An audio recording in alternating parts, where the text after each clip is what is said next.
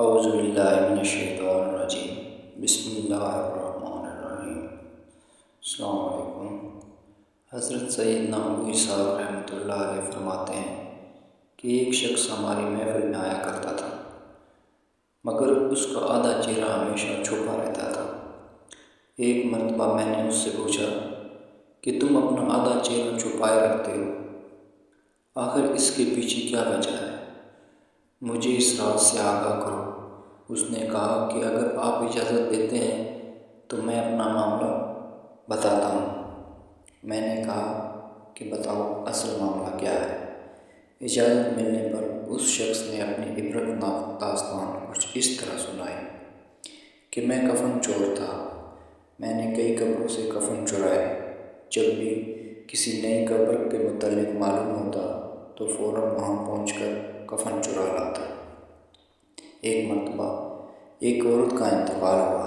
جب اسے دفنایا گیا تو میں رات کو قبرستان پہنچا اور قبر کھودنا شروع کر دی۔ جب اینٹیں ہٹا کر کفن کی ایک چادر نکالی اور دوسری چادر کھینچنے لگا تو اچانک اس عورت کے بے جان جسم نے حرکت کی اور چادر کو تھام لیا۔ میں نے کہا تمہارا کیا خیال ہے؟ تم مجھ پر غالب آ جاؤ گی؟ ایسا ہرگز نہیں ہو سکتا۔ یہ کہہ کر میں گھٹنوں کے بل بیٹھ گیا اور پوری قوت سے کفن کھینچنے لگا۔ یکایک اس عورت نے ایک زوردار تھپڑ میرے چہرے پر مارا۔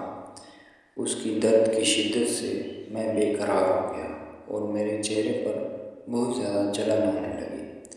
یہ کہہ کر اس کفن چور نے اپنے چہرے سے کپڑا ہٹایا تو اس کے گال پر انگلیوں کے نشان بالکل واضح تھے۔ میں نے کہا کہ اچھا پھر کیا ہوا؟ اس نے کہا پھر میں نے چادر واپس اس عورت پر ڈال دی اور جلدی قبر پر مٹی ڈال کر برابر کر دیا اور پختہ ارادہ کر لیا کہ جب تک زندہ رہوں گا کبھی بھی کفن نہیں چراؤں گا۔ اللہ پاک میرے سابقہ گناہوں کو معاف فرمائے اور مجھے توبہ پر استقامت فرمائے۔ حضرت سیدنا ابو اسحاق رحمۃ اللہ علیہ فرماتے ہیں کہ اس کفن چور کا سارا واقعہ لکھ کر میں نے حضرت سیدنا ابو عزیر رحمۃ اللہ علیہ کی طرف روانہ کیا۔ انہوں نے یہ جواب لکھ کر بھیجا کہ اس سے پوچھیں کہ جو مسلمان قبلہ رخ دفنائے گئے تھے کیا سب کے چہرے قبلہ کی طرف تھے یا قبلہ سے پھر چکے تھے؟ میں نے کفن چور سے یہی سوال پوچھا تو اس نے کہا کہ میں نے جن لوگوں کے کفن چرائے ان میں سے اکثر کے چہرے قبلہ سے پھر چکے تھے۔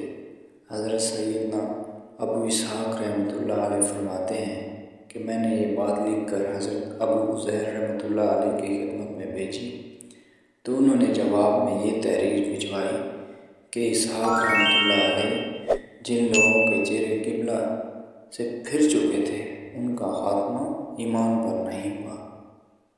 اللہ تعالیٰ ہمیں نیک عمل کرنے کی توفیق عطا فرمائے۔ آمین۔